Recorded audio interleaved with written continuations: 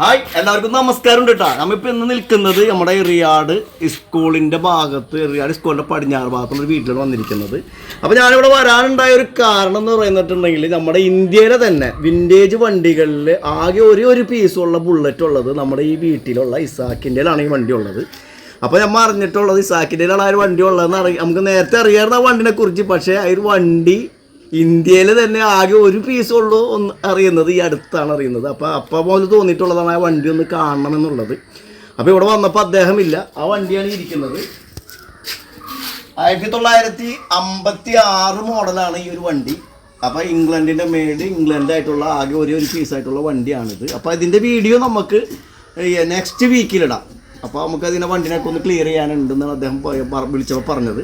അപ്പോൾ അദ്ദേഹം വന്നിട്ട് കുറേ കാര്യങ്ങൾ നമുക്ക് അറിയേണ്ടതുണ്ട്. ആ വണ്ടി അതായത് ആകെ ഒരു പീസുള്ളൂ. പിന്നെ അതിൻ്റെ വില എന്ന് പറയുന്നത് വലിയൊരു വിലയാണ്. കാരണം വളരെ റയർ പീസാണ്. അതിൻ്റെ പേരിൽ തന്നെ അദ്ദേഹം പറഞ്ഞ വില. ഇപ്പോൾ തന്നെ ഒരുപാട് ഓഫറുകളുണ്ട്. അപ്പോൾ അത് തൽക്കാലം അവിടെ നിൽക്കട്ടെ. ഇവിടെ വന്നപ്പോൾ നമ്മൾ എസ്റ്റിയുടെ തന്നെ പഴയൊരു മോഡൽ 1976 മോഡൽ വണ്ടിയാണ് ഇത് എസ്റ്റിയുടെ.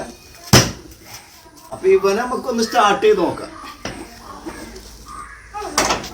ഏകദേശം ഒരു 30-35 മൈലേജാണ് ഈ വണ്ടിക്ക് കിട്ടുന്നത്. ഇവിടെ ഇതിൻ്റെ കിക്ക് ചെയ്യുന്നൊരു ഭാഗമുണ്ട്.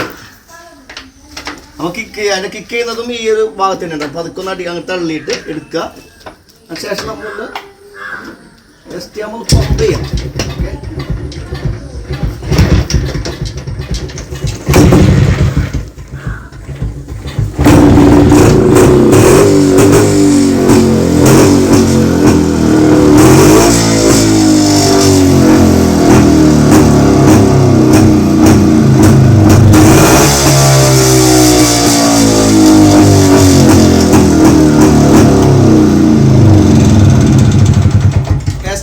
പഴയൊരു മോഡലാണ് ഈ ഒരു വണ്ടി. അപ്പോൾ ഇത് വിൻറ്റേജിൽ തന്നെ നമുക്ക് ഉൾപ്പെടുത്താം. പക്ഷേ വിൻറ്റേജ് എന്ന് പറയുമ്പോൾ നമ്മൾ നേരത്തെ പറഞ്ഞിട്ടുള്ള ആ വണ്ടിയാണ്.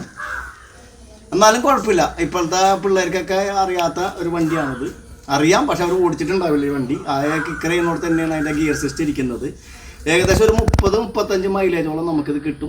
മുമ്പൊക്കെ ഈ ഒരു വണ്ടി നമ്മൾ ഈ ഒരു ടാങ്കിനെ തന്നെ ഇങ്ങനെ പാർട്ടീഷൻ ചെയ്തിട്ട് പകുതി മണ്ണെണ്ണയും അതുപോലെ തന്നെ പകുതി പെട്രോളാക്കിക്കൊണ്ട് നമ്മൾ സെറ്റ് ചെയ്യാറുണ്ടായിരുന്നു മുമ്പൊക്കെ. പണ്ടത്തെ ആളുകൾക്ക് അറിയാതെ. അതായത് ആദ്യം പെട്രോൾ ഓടിച്ചിട്ട് പിന്നെ കുറേ കഴിയുമ്പോൾ പെട്രോൾ കൂട്ടിയിട്ട് മണ്ണെണ്ണയിൽ ഫ്യൂവലാക്കിക്കൊണ്ട് നമ്മൾ ഇത് ഓടിക്കാറുണ്ടായിരുന്നു. ഇപ്പം മണ്ണെണ്ണ ഓടിക്കാൻ പറ്റില്ല കേട്ടോ. പോകാറിട്ട് നിൽക്കാൻ പറ്റില്ല. പക്ഷെ ഇവിടെ വന്നപ്പോൾ നമുക്ക് വേറൊരു വണ്ടിയുണ്ട്. ഈ നമ്മളെ വളരെ റയർ പീസ് എന്ന് പറയാം. 1982 മോഡൽ വിജയ് സൂപ്പർ ഇങ്ങനെ പോലും നമുക്ക് കാണാൻ പറ്റാത്തൊരു കാലഘട്ടമുണ്ട് ഇപ്പോൾ ഉള്ളത്. ഇത് ആരിലൊക്കെ ഉണ്ടെന്നൊന്നും എനിക്കറിയില്ല. വണ്ടിനെ കുറിച്ചും കാര്യം ഡീറ്റെയിൽ ആയിട്ട് അറിയില്ല. അപ്പോൾ വിജയ് സൂപ്പറാണ് ഇരിക്കുന്നത്. അദ്ദേഹം എങ്ങാണ്ടെന്ന് കളക്ട് ചെയ്ത് കൊണ്ടുവന്നിട്ടുള്ളതാണ്. ഇയാൾക്കും ഏകദേശം ഒരു 30-35 തന്നെ മൈലേജ് കിട്ടുന്ന ഒരു വണ്ടിയാണ്. പണ്ടത്തെ വെസ്പ എന്ന് പറയും. അതിൻ്റെയൊക്കെ ഒരു സൗണ്ട് പോലെ തന്നെ നമുക്ക് ഇതിനൊക്കെ ഇതാക്കി എടുക്കാൻ പറ്റും. കുട്ടികൾക്കൊക്കെ ഇത് ആൾട്രേഷൻ ചെയ്ത് കൊണ്ടുവന്നിരുന്നുണ്ട് നമുക്ക് കോളേജ് പിള്ളേരൊക്കെ. അപ്പോൾ ഈ ഒരു വിജയ് സൂപ്പർ ഉണ്ടല്ലേ, അതിൻ്റെ ഒരു അവസ്ഥ എന്താ?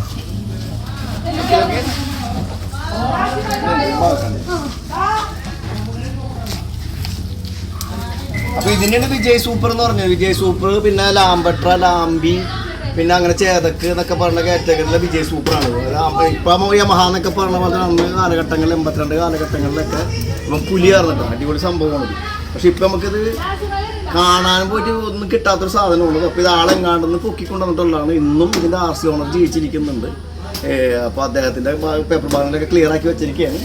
അപ്പോൾ നമുക്ക് ഇതിൻ്റെ ഡീറ്റെയിൽ ആയിട്ടുള്ള നമ്മുടെ ആദ്യം പറഞ്ഞ വണ്ടിയുടെ 1956 മോഡൽ 500cc വണ്ടിയാണിത്. ഒറിജിനൽ ഇംഗ്ലണ്ടാണ്. വണ്ടിനെ നമുക്ക് കൂടുതലായിട്ട് അറിയേണ്ടത്. അപ്പോൾ അതിനെക്കുറിച്ച് അറിയണമെങ്കിൽ ഇപ്പോൾ അത് കാണിക്കാത്തതെന്ന് വെച്ചാൽ അദ്ദേഹം വന്നിട്ട് അത് ഓപ്പൺ ചെയ്ത് കാണിക്കുമ്പോൾ ആ ഒരു വിൻറ്റേജ്, അത് കേരളത്തിൽ മിക്ക ആൾക്കാർക്ക് ആ വണ്ടിനെ കുറിച്ച് അറിയാം. ഇല്ല അദ്ദേഹത്തിൻ്റെ നമുക്ക് കുറച്ച് കാര്യങ്ങൾ അറിയേണ്ടതുണ്ട്. അപ്പോൾ ഈ ഒരു വീഡിയോ ഇഷ്ടപ്പെട്ടിട്ടുണ്ടെങ്കിൽ നിങ്ങൾ തീർച്ചയായിട്ടും കമൻറ്റ് പറയണം. പിന്നെ ലൈക്ക് ചെയ്യണം കേട്ടോ. അതിൻ്റെ അഭിപ്രായങ്ങളൊക്കെ പറയണം കേട്ടോ. ഓക്കെ.